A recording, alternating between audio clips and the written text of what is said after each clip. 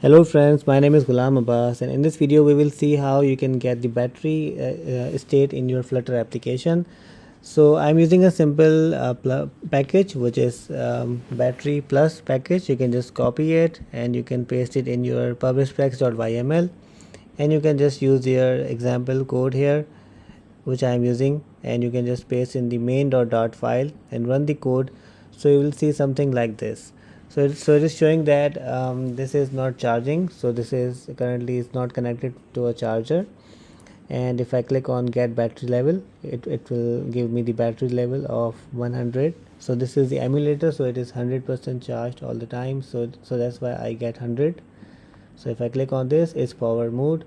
So the power mode is not enabled. So let me see if I have the power saving mode here, and if I go to the power saver and if I turn on this, if I go back to the application, if I check is on low power mode, it will show true.